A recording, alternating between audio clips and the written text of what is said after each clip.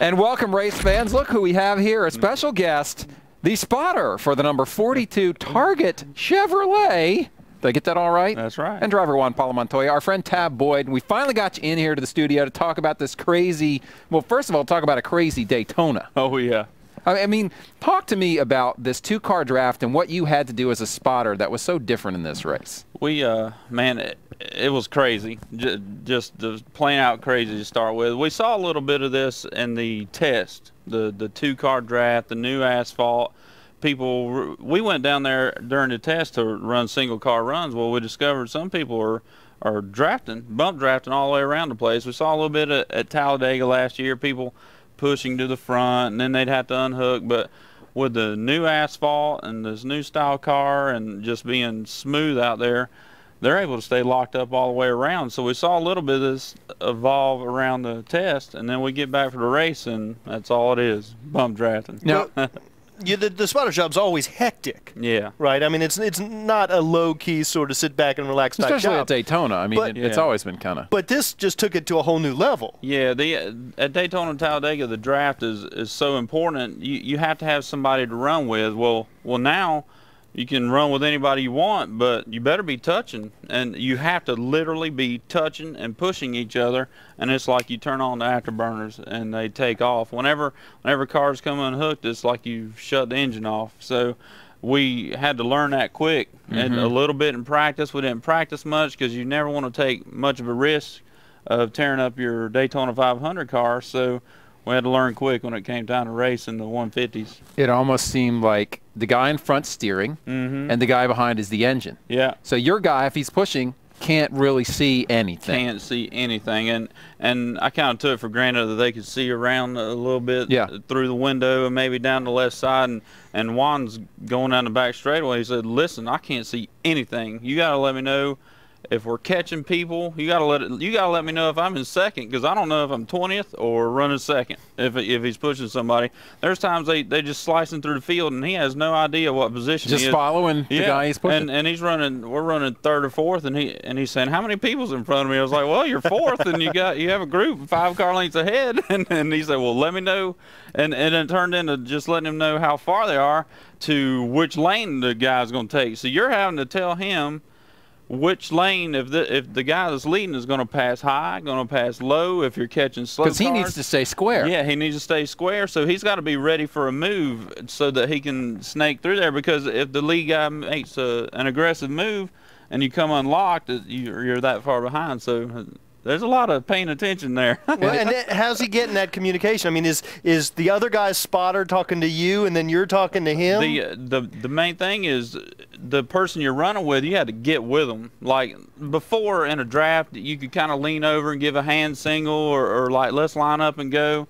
Well, now you have to be standing by them, because there's only a certain amount of time that you can be behind them, because you have to swap, because the water gets too hot. The air getting in the radiator is very limited whenever you're tucked up behind somebody like that. So you have to keep swapping, and the art of the swap was a whole different ball game too, and to save time. But you had to be right next to the person. And so you're next to the spotter of the guy, and you guys are whoever you're running with. You want to be right by them so that you can let them know to swap.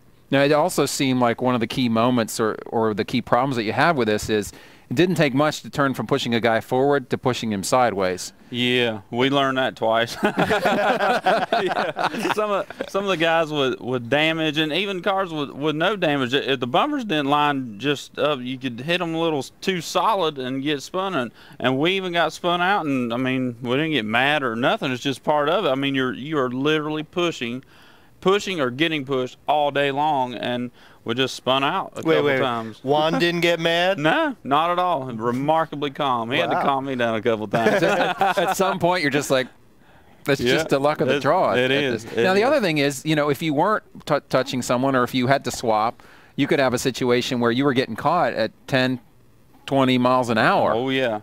Oh, now, that had to be difficult for you as well. Exactly. That goes with telling him which lane that the guy was going to take and how far. And you might be catching somebody that fast, or people might be catching you that fast. Whenever you have a swap planned, you kind of know that those people behind you are going to be coming. So you run the middle. You always leave a lane on the bottom or the top so that they can choose which way they want to go.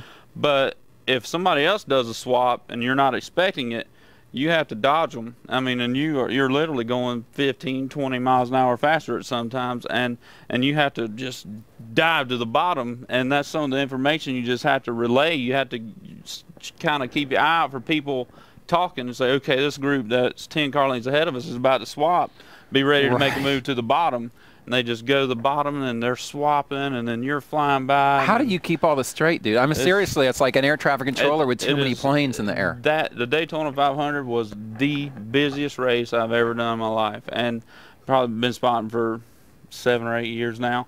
But there was so much to it, and just so focused. You know, I usually get hungry or thirsty or something like that. I didn't even think about it. I mean, you're just so focused and intense of what's going on. Even the cautions, you don't even have time to take a breather, because you got to get the car pitted, you got to get him back out on the track, and then whenever you're getting ready for the restart, you have to say, all right, well, until we can get back with our teammate, we might need to run with you for a couple laps, but be ready, because we're going to dump you whenever our teammate gets here. So you're pretty straightforward about that stuff. Yeah, He's like, look, I'm going to run with you for a couple of laps, but don't expect this to last. Exactly, because we had team meetings during the week, and us and the one car with Jamie McMurray, we had a plan that we were working together all day long, and both drivers did an absolutely phenomenal job at working together. Jamie had to leave Then the he pack. lost a cylinder, right? Yeah, and so Jamie came back in the pack to pick us up, and we got back up there, and